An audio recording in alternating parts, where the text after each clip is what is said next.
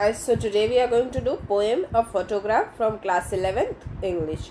So this poem is written by Charlotte Olson. So she is a British poet. Let's begin. The cardboard shows me how it was when the two girl cousins went peddling, each of holding one of my mother's hand, and she, the big girl, some 12 years or so, all three stood still to smile through their ears at the uncle with the camera. A sweet face, my mother's that was before I was born, and the sea, which appears to have changed less, washed their terribly transient feet. देखो. So in this chapter, the poet is writing about the childhood of mother. ठीक है, मतलब first paragraph में उसके बारे में बताया है, सेकेंड पैराग्राफ में किस और बारे में बताया जो मैं बताऊँगी. ठीक है, तो वो जब छोटे थे उनकी मम्मी और उनकी कज़िन, उनकी मम्मी बड़ी बहन थी जो 12 ईयर्स और अराउंड होगी, वो लोग कहाँ गए थे, एक water like near the some water part, right. तो उधर वो लोग क्या पैडलिंग कर रहे थे और उनके अंकल थे क्या थे, फ़ोटो खींच रहे थे. दे वर नियर दी सी. तो उनके जो बाल थे वो बहुत हवा के कारण उनके फेस के ऊपर आ जा रहे थे. ठीक है, उनके फेस के ऊपर आ जा रहे थे ऐसे ऐसे करके उनका जो, जैसे कि ये फेस है, तो I am very bad at drawing so just ignore it. तो वो उनके बीच में से हंस रही थी ऐसे. ठीक है, उनके बीच में से उनके दांत दिख रहे थे कि वो हंस रहे. तो उनके जो अंकल हैं वो फ़ोटो खींच रहे थे उनके स्वीट फेस का.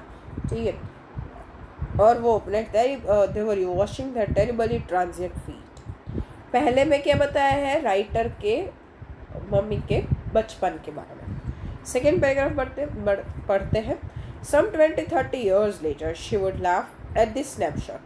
She, Betty and Dolly, she would say. And look how they dressed us for the beach. The sea holiday was her past. Mine in her laughter. Both very, with the labored ease of laws. यानी अभी वो 20-30 साल बाद का बोल रहे हैं. तभी उनके मम्मी वो स्नैपशॉट यानी वो फ़ोटो को देख के, कार्डबोर्ड जो पहले लाइन में बताया था दैट इज़ दी फ़ोटो. ठीक है, फ़ोटो को देख के जहाँ पे बेटी और डॉली उनकी कज़िन है तो वो हंसती है. तो वो उनका पास्ट था, वो पास्ट को देख के हंसती है कि कैसे बचपन में कोई उनको रिस्पॉन्सिबिलिटी रही थी, कैसे आराम से कर रहे थे. But now she is full of responsibility. और उनका जो था लाइक मम्मी जी थी वो अपने बचपन को याद कर रही थी, लेकिन लेखक को क्या याद रहा, जो मम्मी हंस रही थी उसे देख के. वो दोनों वेरी करते थे, both is different there with the laboured ease of loss. यानी दोनों का सोचना अलग है, दोनों का पास्ट अलग है, दोनों के the thing by which they are said is different. ठीक है, नेक्स्ट पैराग्राफ देखते हैं. Now she has been dead nearly as many years as that girl lived, and of this circumstance there is nothing to say at all. It's silence is. पहले paragraph में वो बचपन का था, सेकेंड पैराग्राफ में adult हो गई, अभी शी इज़ डेड. ठीक है, हाँ ये बैड, इट हैपेंड, सॉरी. ना वो चले गए, लेकिन लेखक को क्या याद आता है, क्या वो फ़ोटो याद आता है कि उनके मम्मी जो फ़ोटो देख के हंस रहे थे वो याद आता है. यस, द लाफ्टर वो जो हंस रहे थे वो उन्हें याद आता है. तो उनके लिए क्या था, जो अभी तो उतने साल हो गए, जो 12 साल लाइक 12 साल की वो लड़की थी ना, उतने साल हो गए वो उठ के गए हुए.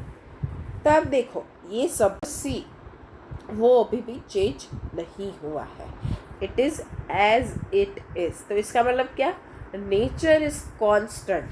ठीक है, नेचर क्या है, कॉन्स्टेंट है. It is like nature. First what we वो यूज्ड टू थिंक कि we humans are the centre of nature, but that is it true. लेकिन नेचर है वो क्या है, लॉन्ग लिविंग है, it is permanent, where is we are not permanent, we are temporary. ठीक है, तो ये चैप्टर में यही है. हमको मेनली क्या याद रखना है कि nature is having permanence and we are having temporary nature. ठीक है, थैंक यू.